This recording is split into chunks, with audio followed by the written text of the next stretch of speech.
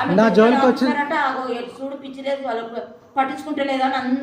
నా జోలికి వచ్చిన వాళ్ళ గురించి క్లియర్గా చెప్తున్నా కదా. పిచ్చి లంజముండా విజయలక్ష్మి అనే మంచు కాదు. పిచ్చి లంజముండా తెలంగాణ జోలికి ఎందుకు వస్తున్నావు? లంజముండా క్రిస్టియన్ జోలికి లంజముండా నీ గుద్దల చీపురు కట్ట పెడతా.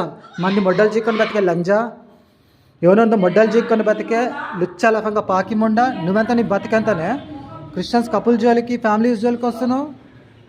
లుచ్చాలఫంగా లంజముండా. నీ పిల్లలు ఎక్కడెక్కడ దంద మీద పుట్టిరా లోఫర్ముండా. క్రిస్టియన్స్ వాళ్ళని దంద గిద్ద అంటున్నావు గజ్జి కుక్క.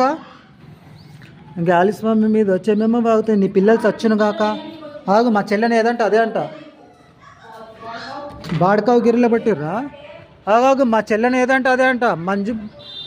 మంచోని పెట్టుకున్నావు కదా. నీ పిల్లలు చచ్చును కాక లంజముండా లోఫర్ముండా. మా మమతను సాగుగి అంటున్నావు లంజముండా. నీ పిల్లలు చచ్చును కాక విజయలక్ష్మి అనే లంజలంటే నీ పిల్లలు చచ్చును కాక కాలిముండా ఆఫ్రికా లంజ శాపగ్రస్తురాల కర్రె బోసిడి దరిద్రపు ముండా. తండ్రి మొగుడు ఎవడు లేని దరిద్రపు ముండా. ఎవడోడో దెంగిపోతే పుట్టిన దందా మీద పుట్టిన నీ పిల్లలు చచ్చును కాక. అర్థమైంది ఏమిచ్చానో ఆన్సర్? క్రిస్టియన్ జోలికి రాకు. పెళ్లిళ్ళ నుంచి వచ్చిన వాళ్ళం మేము. నువ్వు లంజ పనులలో ఎక్కడ పైకాన్లలో లంజ పనుల మీద పుట్టిన విజయలక్ష్మి అనే పైకానం ఉండా. మా చెల్లెలు ఏమేమో తిడుతున్నావు. నీ పిల్లలు చచ్చును కాక దరిద్రపు ముండా బిచ్చపదానా.